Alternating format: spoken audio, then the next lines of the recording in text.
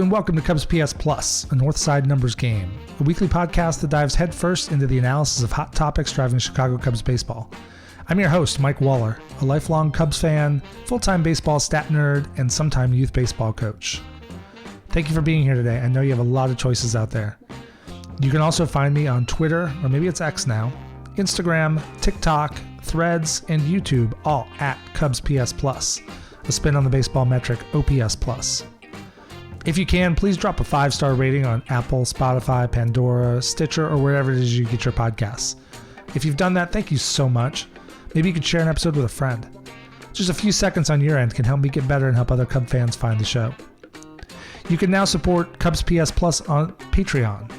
Our page is cubspsplus.patreon.com. There are 4 support tiers which come with added perks, such as a private Discord discussion group, merch discounts, and the ability to submit priority questions ahead of time for interview guests, and more. Your support will help me keep this podcast ad-free. Welcome into episode 46. I had a hard time with this one as the Cubs have had a surprising number of guys wear number 46 and be favorites for me, but we'll go with the bullpen and call this the Lee Smith and Hats to the Left episode of this podcast for probably the 2 best Cub relievers of my lifetime, Lee Smith and Pedro Strop. Also appropriate to talk about Strop around the deadline, as he was part of that amazing deal in 2014 that brought him over with Jake Arrieta for Scott Feldman and Steve Clevenger. Let's make one of those deals this week. This is a busy episode. I open with my tribute to the legendary Pat Hughes, who was inducted into the Baseball Hall of Fame this weekend, and then I talk about how the Cubs have been playing lately and what that means for the trade deadline.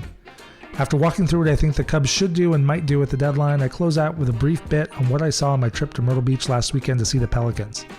There's a lot to do when the Cardinals series starts in just about an hour, and the Cubs need to do damage. Are you ready? I'm ready. Here we go. There's so much to talk about this week, but I want to start with Pat Hughes.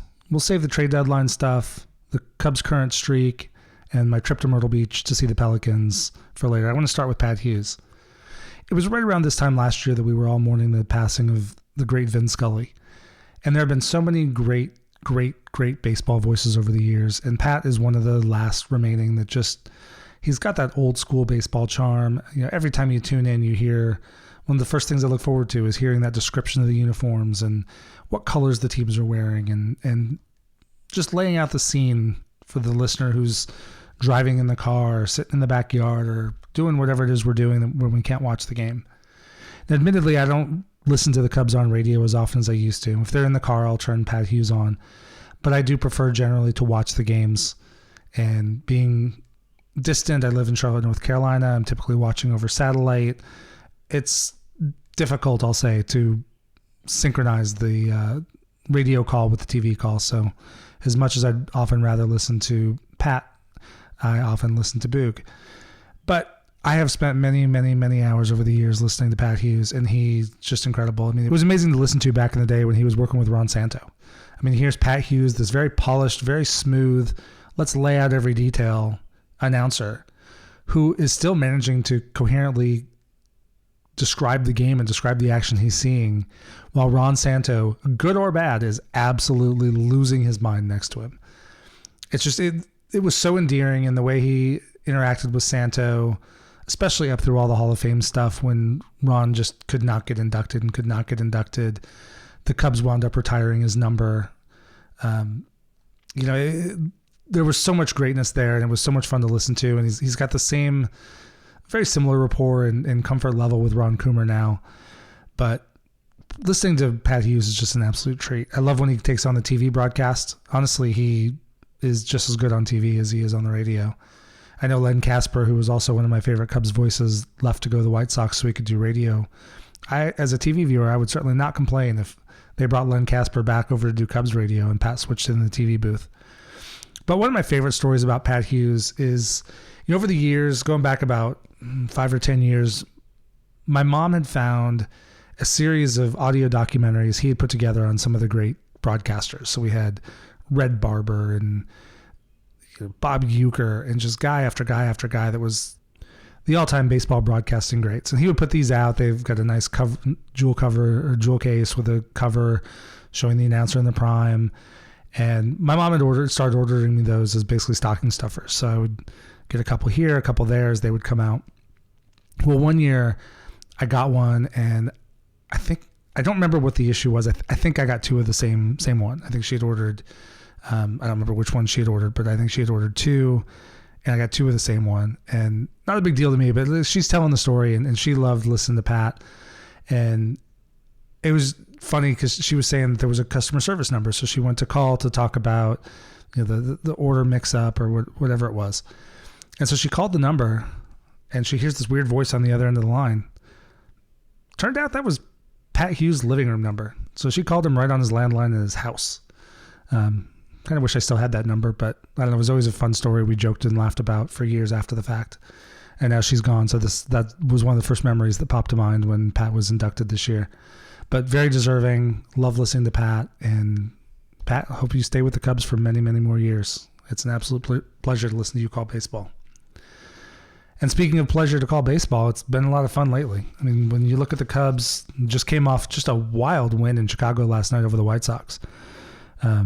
Cubs fell behind early, crawled back, fell way behind, and then came all the way back through sheer wildness. There were a couple big hits. Scored a run on a 2-out strikeout, which doesn't happen every day. Joe Kelly walked in a couple runs. It's been great. So the Cubs continue this run. I mean, they've been hot recently. Last night was their 5th straight win. They've won 7 of their last 8 games, 10 of their last 15. It's all been very much a question of, are they going to be buyers or sellers at the deadline? And we've kind of, we've been on this watch for almost a month now, maybe a little more than a month. And I can't imagine how rough it is for the players. I mean, as a fan, I feel completely bipolar. It's nuts. Like the Cubs will lose a couple games in a row, and all of a sudden, oh my God, they're going to be sellers, and everything's going to crap, and then they'll win 3 in a row, and all of a sudden, oh yeah, of course we're going to be buyers. But the reality of it is, Jed and Carter have to take the long view. I've been pretty clear on what I think they should do this year, but they're not literally bouncing back every day, going from, oh, we're buyers to, oh, we're sellers. I'm sure they went in with a framework, and I think on the whole, they wouldn't want to sell. Because if they sell, doesn't say great things about the job they've done the last 2 years. And I know, Jed says things, and sometimes they're not fully baked reality, and he's saying what I think he thinks fans want to hear. But when they started selling off the core in 2021, or they made the Yu Darvish trade and got those teenagers back, basically he had made a comment that the age of the players they were getting back did not indicate what the Cubs' timeline would be on whatever the retool or rebuild was going to be. So even though he said it wasn't a rebuild, of course it was always going to be a rebuild. The question was, how fast could they turn it? I mean, they had good assets to sell. They've gone from I think before the Darvish trade, I want to say they were as low as like 28th in baseball in farm system rankings. And now Fangraphs has them at the number 3 minor league system in baseball. So they've made a lot of progress in that mode. But when you look at what the Cubs are, they got off to a quick April, just had an awful May. I mean, they were I think they went 8-20 in May. And so that's what really started driving up the sell talk, because if you're going to play that level of baseball, of course you're probably going to be sellers at the deadline. But really, when you look back to it, the Cubs had a little back and forth. And one of the low points for me was, they had come back from a bad road trip. They won a series with the Mets. They won a series with Tampa. And they were going to the West Coast, and it was like, this 10-game road trip is really going to tell us a lot. And, they split the first 4 with San Diego and then went to LA and got swept by the Angels. And for me, that was one of the low points of the season. At that point, it was really hard to see them being buyers, even though I still had some belief in this team. But then since then, they righted the ship pretty quickly. They won 2 out of 3 in San Francisco against the Giants. They came back and swept the Pirates. They won 2 out of 3 from Baltimore and swept the Pirates again. I know that feeds into going to the trip to London, and there was definitely some hiccups on the way back from that. But if you go back to the end of that Angels sweep, the Cubs have gone 24-15 since they got swept by the Angels. That's a 6-15 clip, and they've done that now for over a month. And when you look at that, that's a 6-15 win pace, which is the same win pace as a 99-win season. Now, I don't think they're certainly not a 99-win team. They were never going to be. I predicted them before the season started at around 83 wins, plus or minus a couple. And I don't think my thoughts have changed that much. So they've had to play good baseball to make up for that really crappy May. And as you look at it now, the pressure has been ratcheted up. I mean, they came back from London and it was awful the way they lost the last game to the Cardinals. Then they come home and they get swept by the Phillies and they lose 2 out of 3 to the Guardians. But since then, it's been pretty sharp. I mean, I could quibble a little bit about the Milwaukee Brewers series and the first series after the break against the Red Sox, but they split 4 with the Brewers. They took 2 of 3 in New York from the Yankees. They did lose 2 out of 3 to the Red Sox, but then they took 2 or 3 from the Nationals and they won 3 out of 4 from the Cardinals and they just swept the White Sox. So this team is doing what they need to do. And what's cool is this 24-15 stretch. Early in the season, the pitching was clicking.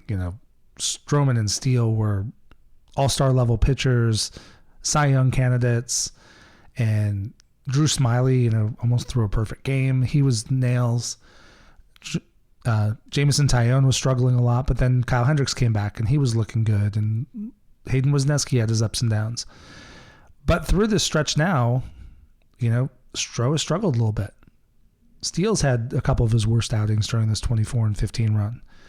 Kyle Hendricks has been good, but he's been lit up a couple times, and Drew Smyly has kind of fallen off the face of the planet so far. What's good to see is they're doing this as a team. They've still been fighting injuries. Dansby Swanson missed 10 days, and that kind of played right into that stretch where they didn't do so well against Boston. He missed about 15 games, I think. Nick Madrigal's still out. Cody Bellinger, this does sort of coincide with when Cody Bellinger came back. I mean, he's been a really, really hot bat in the lineup. And they're just playing good baseball, and they're doing it in a lot of different ways. I mean, I've talked a lot about Miles Mastrobuoni, probably more than most of you want to hear about. But he's finally starting to come around. He's finally starting to show the player I thought he showed in spring training. He's hitting the ball hard. He's making most of the plays on defense. Got his first homer the other day. I mean, he's a guy who hit through the minor leagues. And when you've got injuries, when Nick Madrigal is out, Patrick Wisdom has been out, came back, and he's been very, very streaky this season and very inconsistent. If you can get Miles Mastrobuoni to get in there and hit the ball hard, that's a good thing. Yan Gomes has been really clutch. Cody Bellinger's been on fire.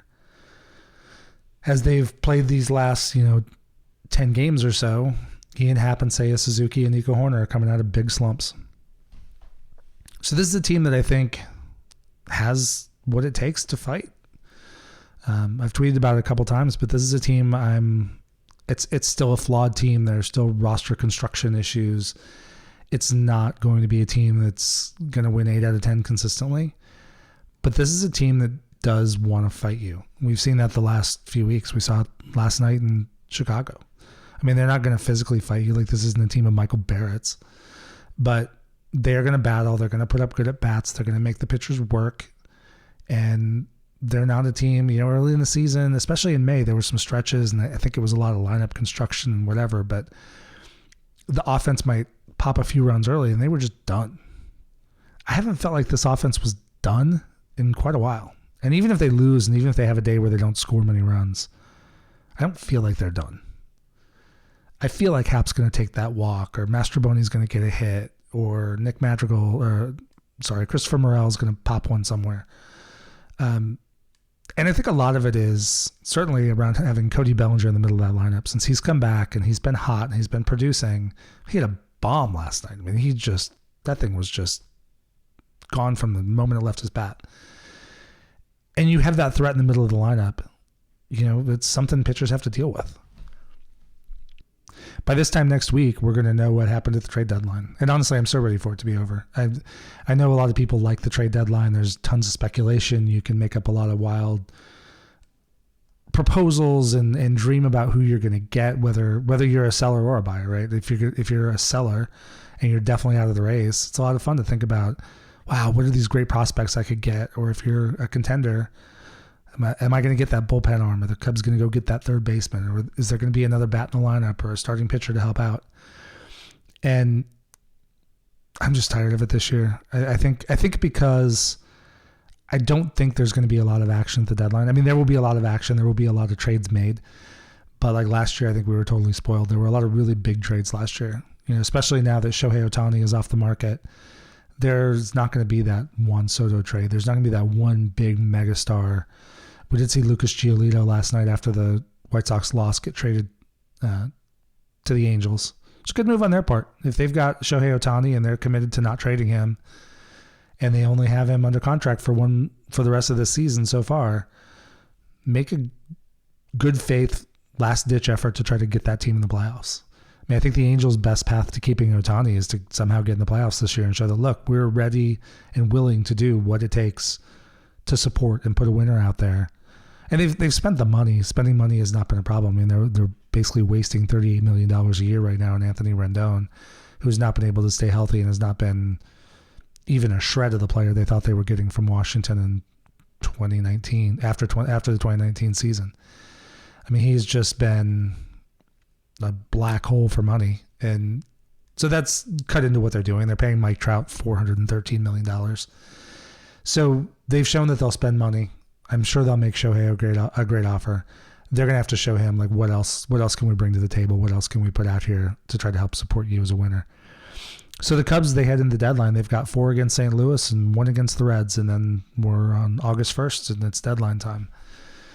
And I don't know. I mean, I'm not going to set any of these crazy, well, if the Cubs win 4 games but not 5, or if they lose 2 as opposed to 1, that's going to change what they're going to do. I mean, Jed and Carter have done this Jed especially has done this a few times. I'm sure we've heard the rumors about taking offers for Bellinger and Stroman and who they might be looking at. I'm sure they've been talking to general managers around baseball for weeks now. They know what the market is for Bellinger and Stroman. They know what they're likely to do.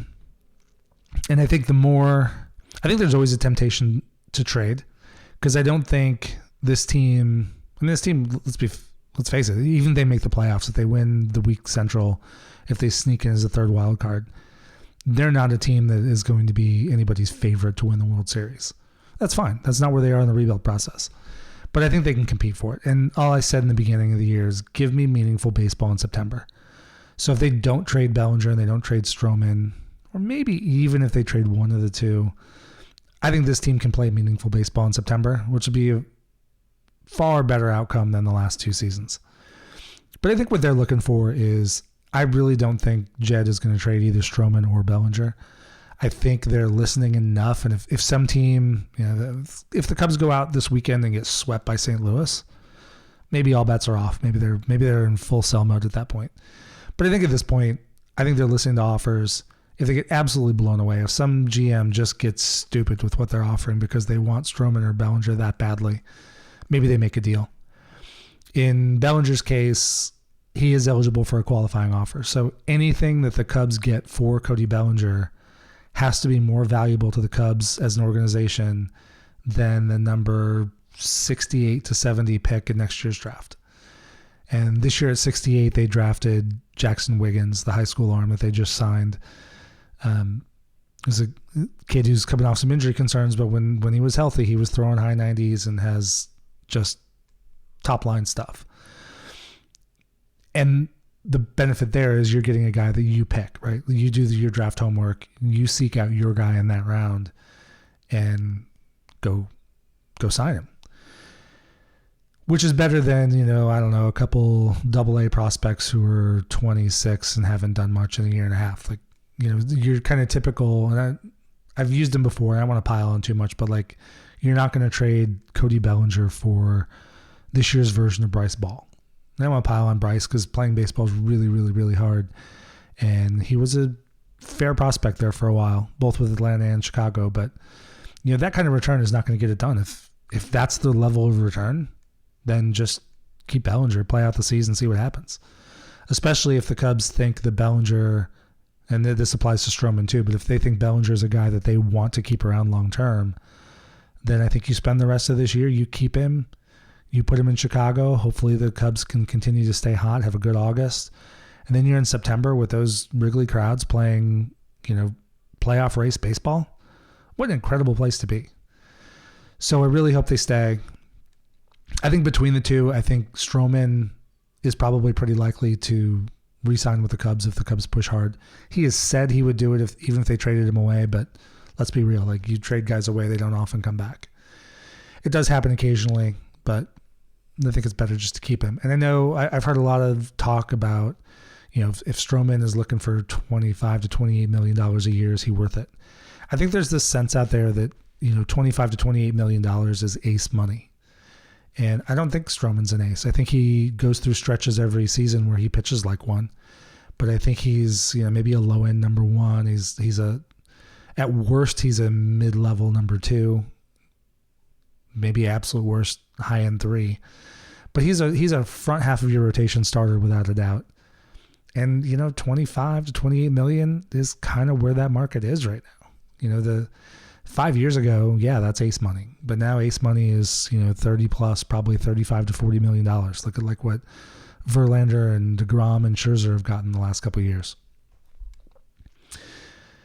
And as you look that forward, Stroman's probably 5 years would probably be the high end of certainly what the Cubs would sign him for. I think if he stays with the Cubs, it'd be likely to be maybe a 3 or 4 year deal for solid money in that range.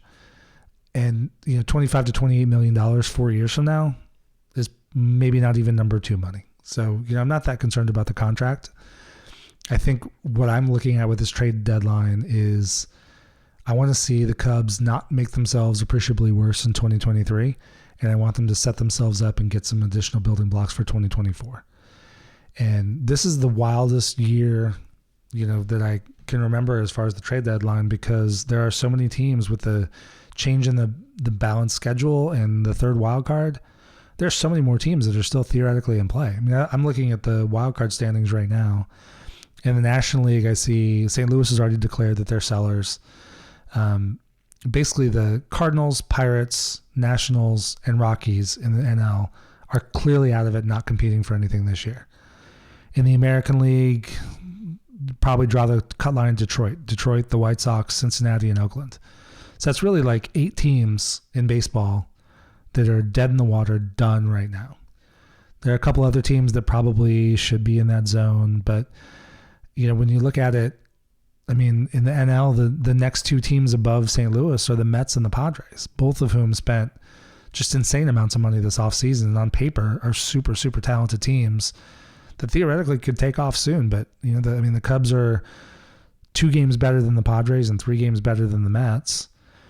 And, I don't know that neither one of those teams is going to catch the division leader. I think they'd have to play just probably like 800 baseball the rest of the way to do that, especially the Mets. But to get to the wild card, I mean, right now San Francisco's leading and Cincinnati's in that third spot. Arizona's a half game behind Cincinnati. Miami's a half game behind Cincinnati. And then you got the Cubs at 4.5. So you've got 9 teams in the National League that are within 5 games of a playoff spot. And in the American League, it's similar boat. I mean, really everybody above Detroit is really in play. I mean, I'll include Cleveland because they're 5.5 games out of the wild card, but they've got 11 teams within 5.5 games of a playoff spot.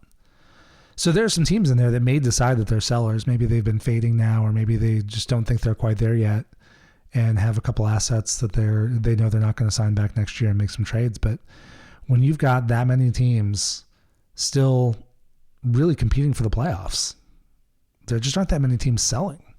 And then you look at like the A's and the Royals, and they each have a couple things they could sell, but those are just bad baseball teams. There aren't a lot of guys on those teams that would be super attractive as trade targets.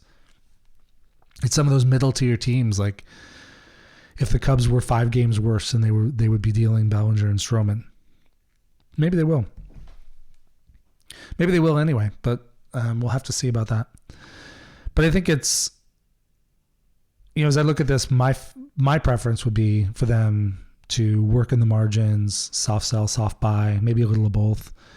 I've heard rumors about Yan Gomes. Personally, with him having a team option for $6 million last year, the way he's been playing the last 2 years, I would prefer to keep him, bring him back on that option, and then next year let Amaya be the starter and Gomes be his backup, and you're paying Gomes to mentor Amaya. They'll have to deal with Barnhart, but Barnhart's making about half what Gomes is. Barnhart's a guy who, there might be a taker for him on the deadline this season. Otherwise, his $3.25 million is not insignificant, but that's not going to stop them from making a move. If they want that roster spot back, they can walk away from that. But on a Gomes trade, the one thing that I will say that I've seen from Jed over the last several years is Jed at the deadline holds for value on his trades. You look back and not every trade is going to work, whether you hold for value or not. But when you look at those trades, both at the time they were made and really since, in the context of what it was they got, were good trades. Probably one of the worst in terms of results has been the Craig Kimbrell trade to the White Sox for Cody Hoyer and Nick Madrigal.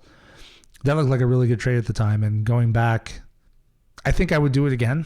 I mean, not if I know what happened since then, but Cody Hoyer's a live arm, looked like a guy who could be closing for the Cubs within a year. And then he had Tommy John surgery, and then coming back from Tommy John surgery, he had that nasty elbow injury. So we'll see where he goes from here. I'm still hopeful he can come back, but we'll see. That's two major arm injuries. And Nick Madrigal was hurt when they traded for him, but it looked like a really good contact bat at a time when, maybe Nico Horner was going to be shifting over to play shortstop, and you could plug Madrigal in at second base, have a nice bit of contact at the top of the lineup. He's sort of hit at times. He's had times where he's looked really good, but really the story with Nick Madrigal has also been injuries. He's had so many leg injuries, and now he's got one again. He was rehabbing it. They had to shut him down for a couple days there. So I don't know. I mean, at this point, I've said on this podcast that I thought Nick Madrigal was a candidate to get dealt somewhere where to a team that needs a contact bat that could play second base. I mean, that's his niche. That's where he belongs in baseball. But as long as the Cubs have Nico Horner, like Nick Madrigal just is not going to be their starting second baseman. And he's been playable at third. I mean, I'll give him a lot of credit. He's been a lot better at third base than I had expected. And when he's hitting, that's fine. You can kind of live with that defense. There are some plays down the line that I think you're giving up because he just doesn't have the arm strength and the size to make that throw. But the routine stuff and anything to the whole side of third base, I mean, he's doing fine there because he's able to, I think it was Fangraphs had a nice piece on it where they were showing his shuffle steps. I know some fans and some people have sort of made fun of him for it, but he's done a really good job of maximizing the time he has playing a relatively shallow third base. When he gets the ball, he's already moving towards first base. Take a couple shuffle steps, get your body behind the throw, and go make a strong, accurate throw. Where he's had problems is when he has to, his weight's not moving toward first base, so it's harder to get that momentum going, and he just has to throw on arm strength. And he can physically get the ball there. So can I. I'm almost a 50-year-old man with shoulder problems, but I'm not getting it over there the way a major league third baseman gets it over there. And that's really been Nick's issue, but I'm hopeful he'll come back. He could be a nice little bat add in the second half if he can get himself healthy, get back from rehab. We'll see. I don't even know, because there are so many teams in contention, it's hard to even know what's out there as a trade target.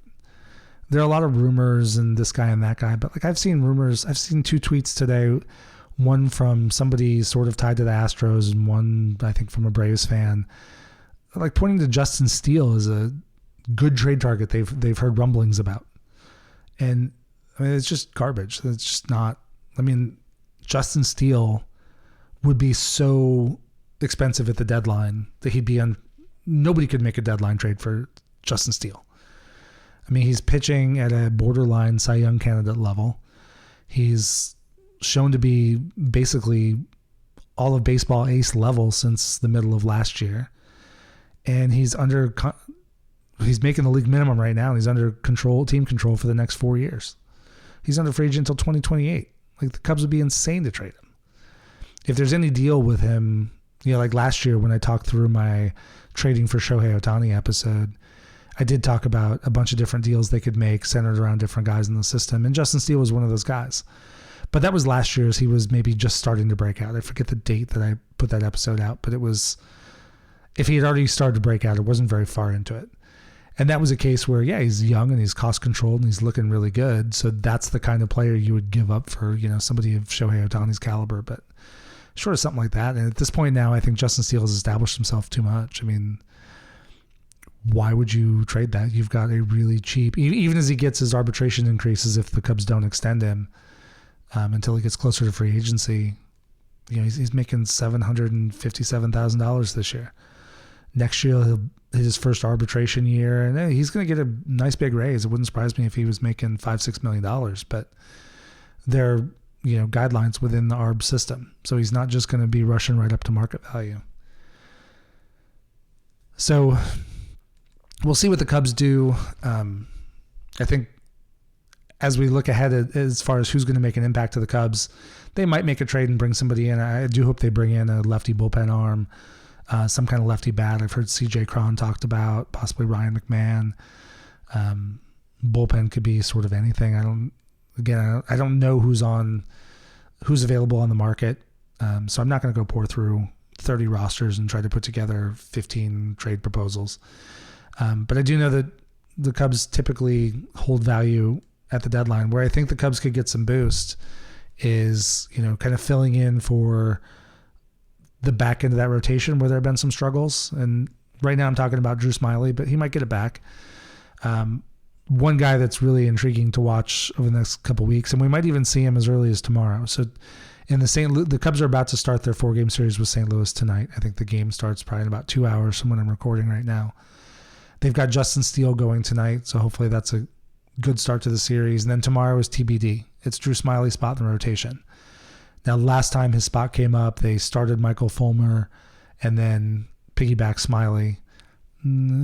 Fulmer was okay. I mean, Lars Nootbaar jumped him for the first pitch homer.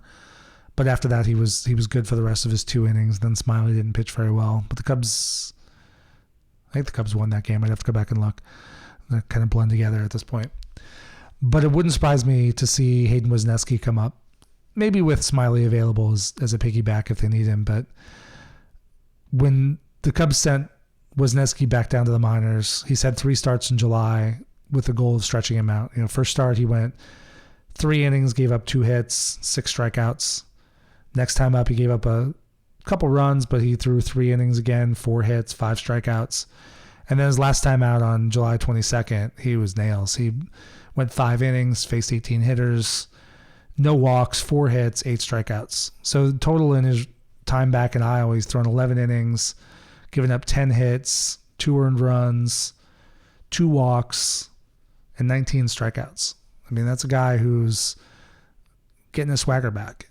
So I think it's about time to see him up. And if he can come up and give what he showed flashes of early in the season, but show what he showed in spring training, be that guy we saw at the end of last season, that's a guy who can give a little energy and a little boost to the back end of this rotation. And Jameson Taillon has been pitching better. He's still not quite where he needs to be, but you can see clear progress, especially since he threw that great game in New York to beat the Yankees.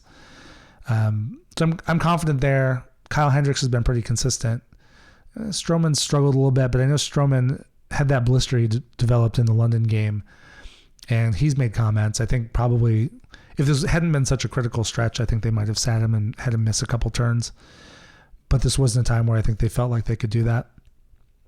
And I think he's commented that it's affected the way he throws the slider. And I think just once you change that momentum and once you change that rhythm as a pitcher, I think it starts to affect a lot of things. Combine that with last night was a super hot and humid night in Chicago.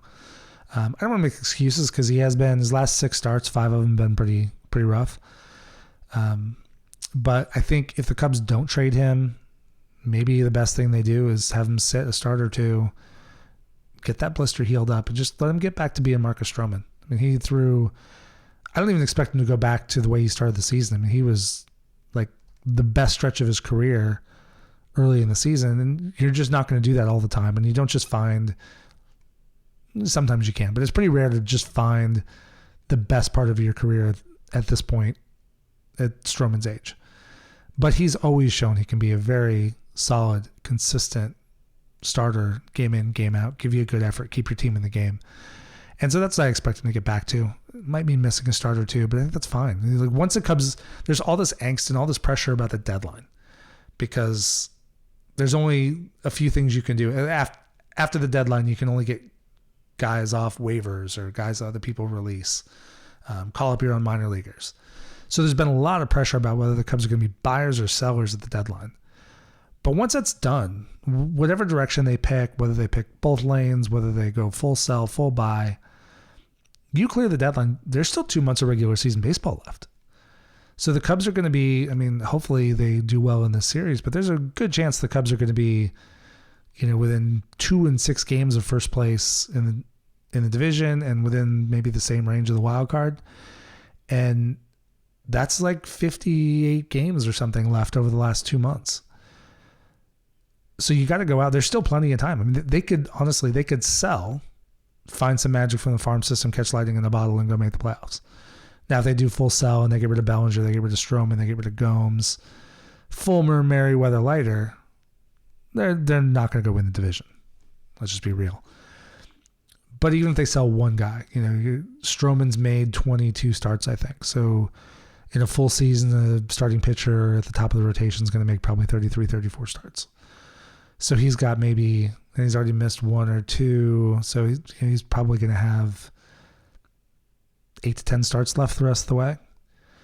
So that's 8 to 10 games where maybe you have to fill in with something else. I think Bellinger's a little bit more impactful because he's in that lineup virtually every day.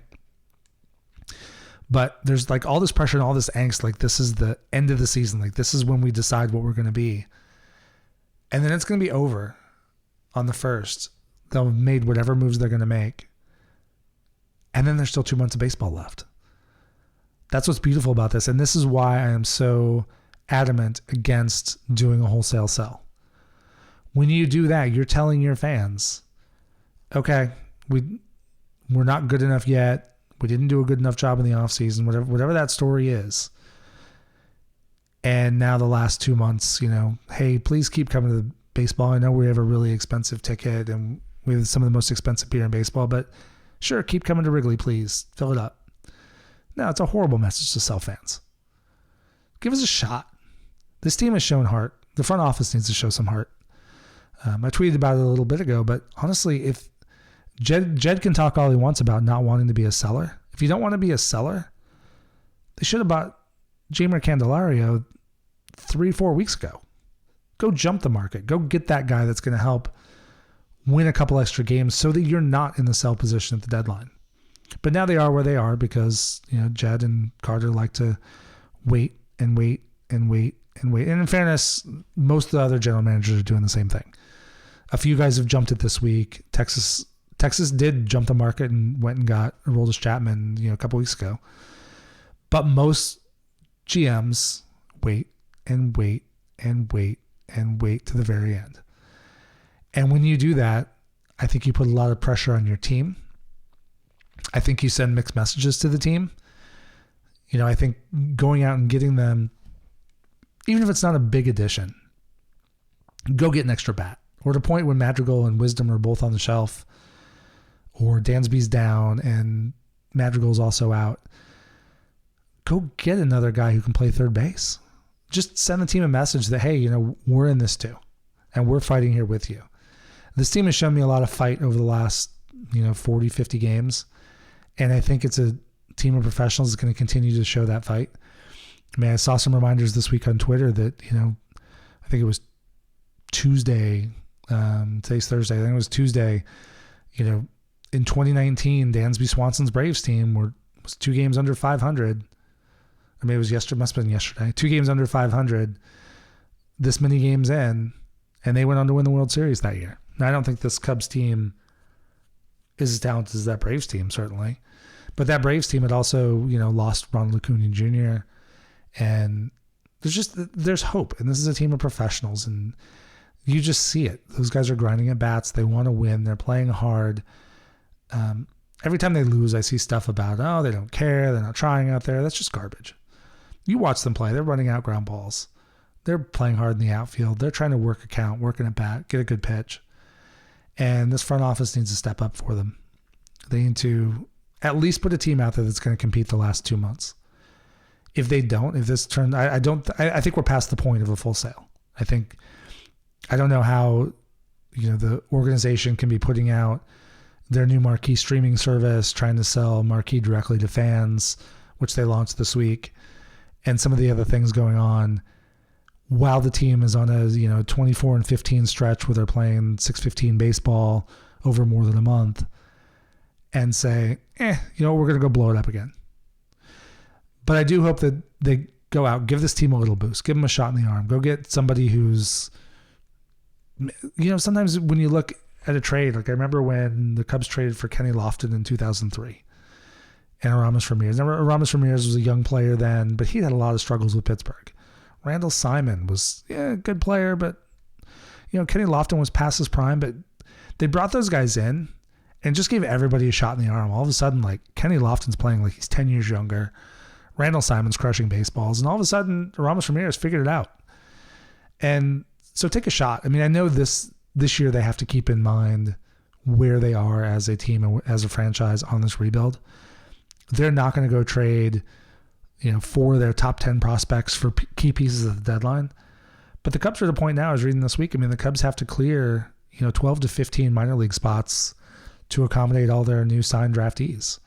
And so they've got I don't want to say a glut of talent, but they have a lot of depth in the system right now. And when you have a lot of depth, you can use that depth for trade. And they also have a couple positions where they're really, really deep. They have a lot of young arms. I don't want to sell too many of those because, you never know which arms are going to click. You don't know when they're going to click. Justin Steele was drafted in 2014. And, he's just been up the last couple of years. He's had a long road with a lot of injuries, a lot of rehab. But he's getting it done. Not 2014. When was Justin Steele drafted? It was 2014. 5th round pick in 2014. All right, so I did remember that correctly. So you don't know when these guys are going to hit, but it also means you can't keep them all. Like, the Cubs can't keep all of their draft picks from the last 5 years hoping that somebody pops later. Like, draft from some of the strength. I've said a lot. I know I talked about this last year, but prospects are essentially, if you look at them in the pure business sense, they're people, and I prefer to think of them as people. But in terms of the business side of baseball, a prospect is a perishable asset. It is an asset that has a lot of value as that prospect is rising through the system, earning promotions, playing well, looking like a major leaguer. Then they become a major leaguer. And then are they a good major leaguer or not? And some guys come up, look like amazing baseball players all through the minor leagues, get to the major leagues, and they just flop. Some guys don't have a ton of value, and all of a sudden they get to the major leagues, and I don't know, they get called up because of an injury, and they just need to fill out a spot, and the guy takes off. But the other side of it is, while they're in the minor leagues, if a guy has not been to the major leagues yet, you have not exposed all those flaws that major league pitchers and hitters are going to find.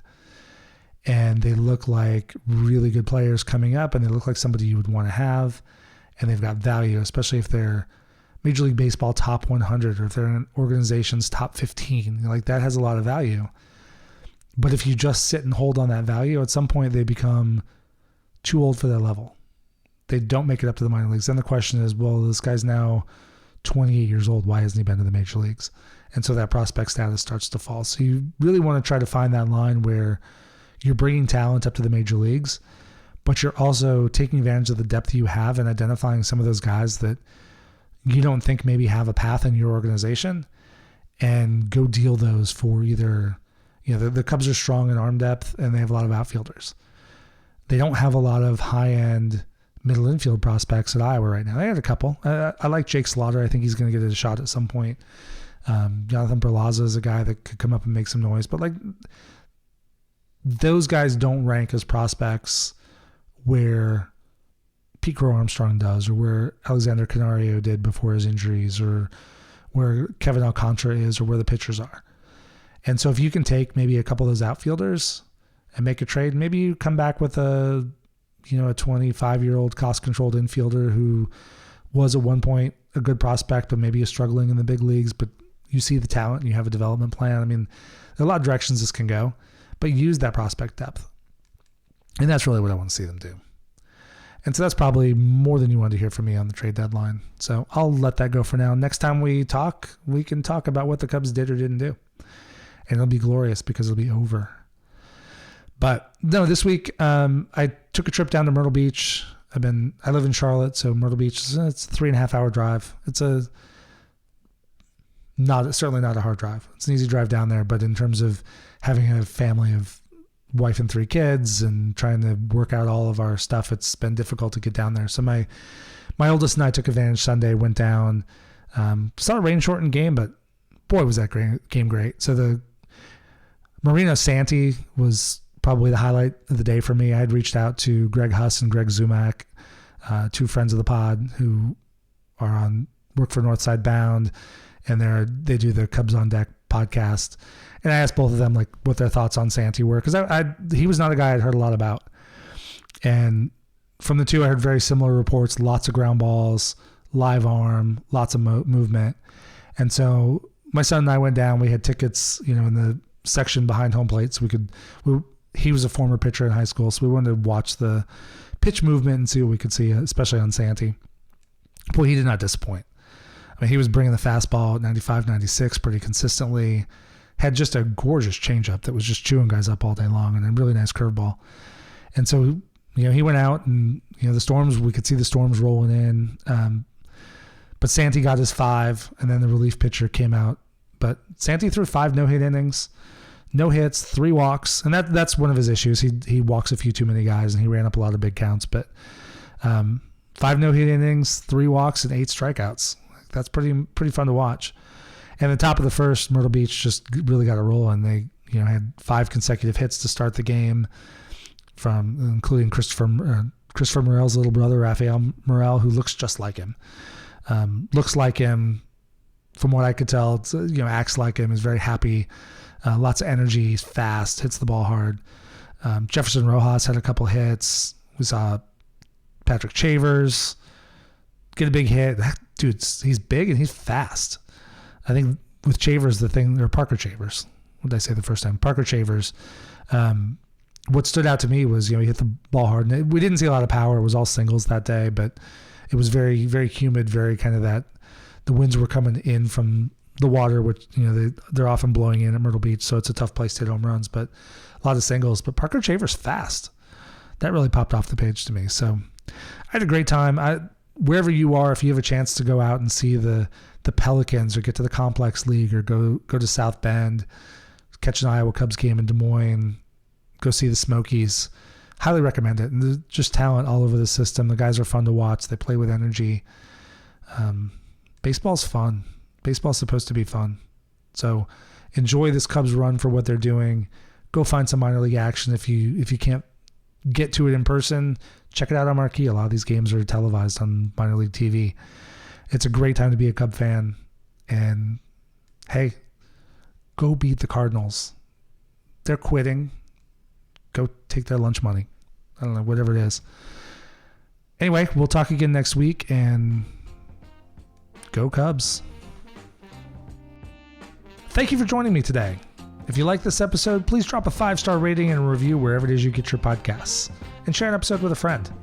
Just a few seconds can help me get better and help other Cubs fans find the show.